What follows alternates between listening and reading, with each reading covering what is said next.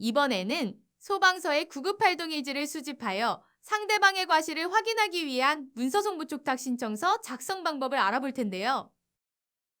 영상을 끝까지 시청하시면 문서송부촉탁 신청이란 무엇인지, 사례를 통하여 어떠한 경우에 신청할 수 있는지, 신청할 때 알아야 할 관련 규정은 무엇이 있는지 알아보고, 신청서는 어떻게 작성하는지, 그리고 신청 절차를 확인하여 신청서를 작성할 수 있습니다.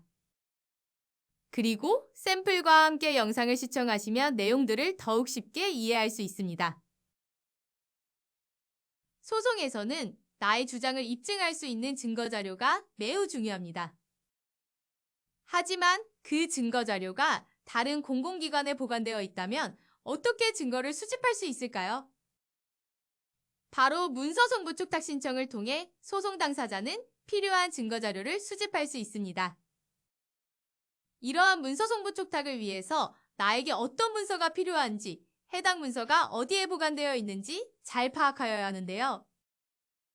그럼 이번 영상에서는 내가 교통사고를 당하여 출동한 119 구급요원에게 응급진료를 받은 경우 사고를 입증하기 위하여 어떻게 문서송부촉탁을 신청해야 하는지 알아보도록 하겠습니다.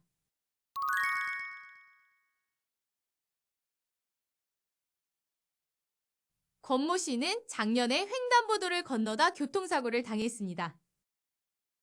권모 씨는 119를 불러 인근 병원에서 응급진료를 받았고 비교적 부상이 가벼웠기 때문에 운전자 임모 씨에게 합의금을 받기로 약속하고 별도로 경찰에 신고하거나 보험 접수를 하지 않았는데요. 하지만 3달이 지나도록 임모 씨는 권모 씨에게 약속한 합의금을 지급하기는커녕 연락조차 하지 않았고 결국 권모 씨는 임모 씨를 상대로 손해배상 청구 소송을 제기하였습니다.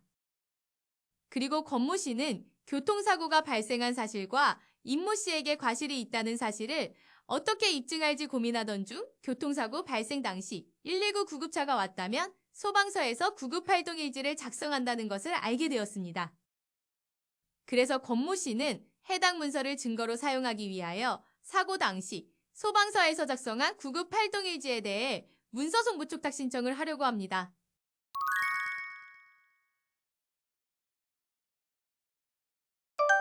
문서송부촉탁이란 소송 당사자가 문서의 정본, 등본을 청구할 수 없는 경우 문서 소지자에게 필요한 문서를 보내도록 요청하는 방법입니다.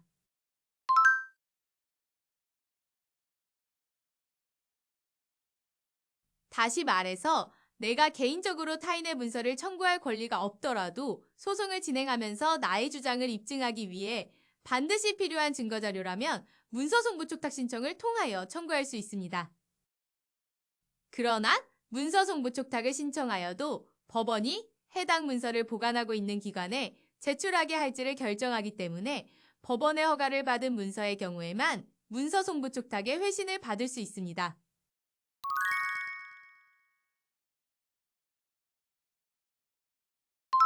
신청서를 작성하기 위해서는 가장 먼저 진행 중인 사건 번호를 기재하고 원고와 피고를 간략하게 표시하여 줍니다. 신청 취지는 위 사건에 관하여 원고는 주장사실을 증명하기 위하여 다음과 같이 문서송부촉탁을 신청한다라고 기재하고 당사자의 명칭은 자신의 상황에 맞게 수정합니다. 기록의 보관처에는 기록을 보관하고 있는 기관의 명칭과 주소를 함께 기재합니다.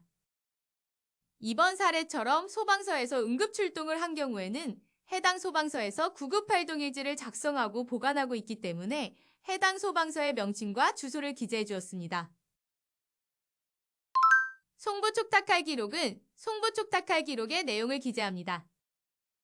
이번 사례처럼 119에 신고하여 출동한 구급대원에게 응급처치를 받았다면 출동일지나 구급활동일지를 통해 사고의 경위를 확인할 수 있습니다.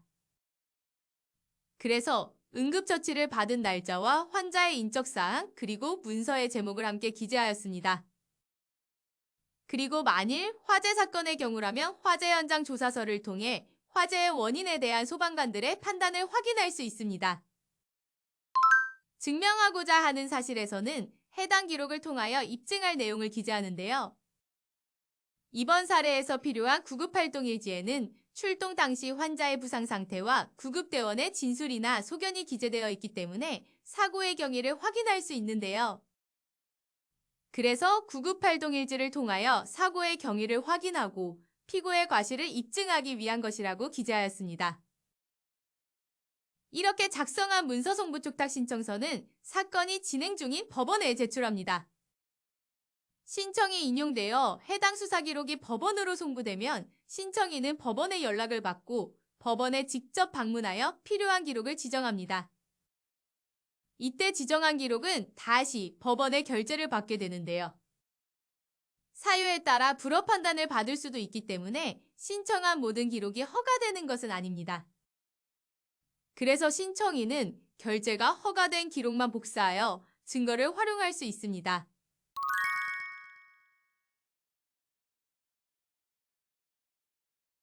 이번 영상에서는 소송을 진행하면서 필요한 증거를 수집하기 위한 문서송부 촉탁 신청서 작성 방법에 대해 알아보았는데요. 이해가 되셨나요? 문서송부 촉탁이란 소송 당사자가 공공기관에서 보관하고 있는 문서를 증거로 수집하기 위해 신청하는 방법이며 이번 사례처럼 소방서의 기록이 필요한 경우에도 문서송부 촉탁 신청을 통하여 필요한 기록을 수집할 수 있습니다. 그럼 여러분들도 샘플을 참고하여 신청서를 작성해 보세요.